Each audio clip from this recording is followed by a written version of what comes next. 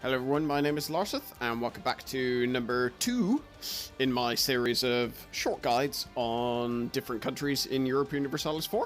And this basically will be a very short guide on Brandenburg, which will cover, basic strategies. This isn't meant to be anything particularly in depth, it's just sort of basic themes, I guess, if you will. Now, Brandenburg, or rather what it becomes later, Prussia, is sort of infamous, or I suppose actually it's more famous than infamous, because of the incredibly good military which they can field. Now, Brandenburg at the start doesn't start off in a particularly great position. I mean, it's one of the larger members of the HRE, but at the start there is a lot of potential for pretty quick expansion. And you could do this by using your allies. So generally, it's a really good idea to get Austria and Poland as your two allies. Reason being is because you could then use both of them. Well, for Austria, if you expand into the HRE, you won't get the demand unlawful territory malus. And Poland will happily help you beat up the Teutonic Order. Because they almost always rival them. So that's normally a good idea. Furthermore, Poland want this land. They normally... Let's have a look. They don't have any cores on it at the moment, but they normally get missions to take a lot of these provinces at the start of the game. And they also make cores on a lot of them.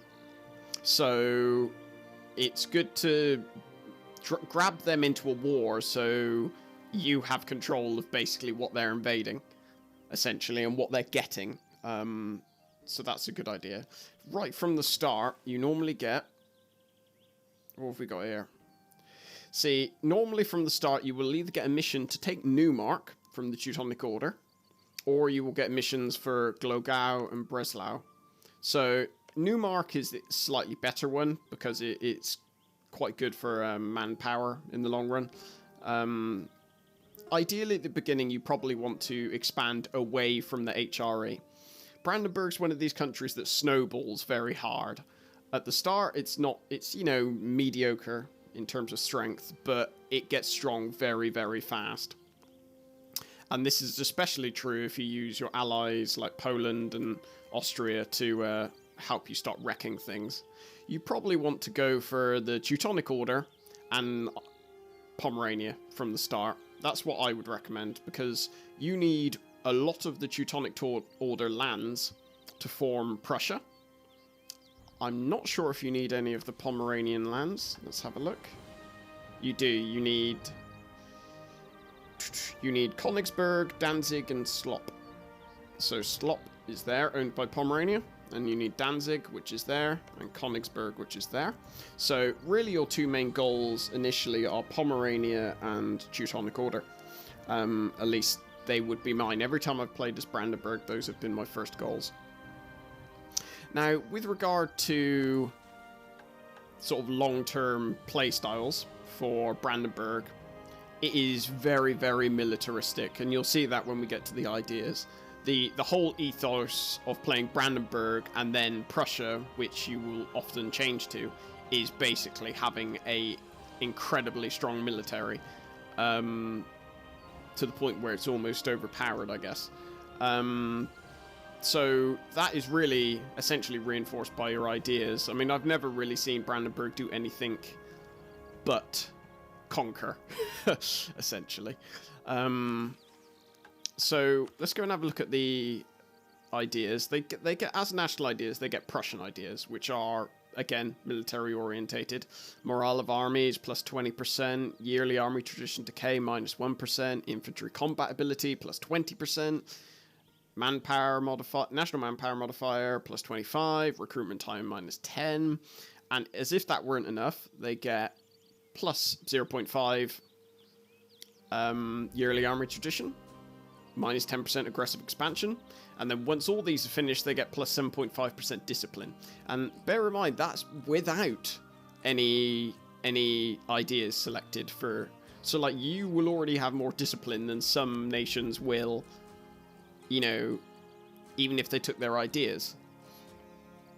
So, initial ideas, when I'm in the HRE, I almost always go for diplomatic first. Purely because it, you know, gives you more relations, it is just overall a good thing to do when you're in the HRE. Diplomatic reputation helps you recover from, you know, any no-nos that you do, like your aggressive expansion, stuff like that. And because your alliances might well chop and change relatively often in the HRE, having this no stability malus for, like, revoking alliances and royal marriages is a good thing. After diplomatic, I would go probably to offensive for military. Get an offensive idea. I mean, this idea just sort of screams Brandenburg, really. Plus land leader shock, recruitment time, fire, prestige from land battles, siege ability, land force limit modifier, and then most importantly, discipline.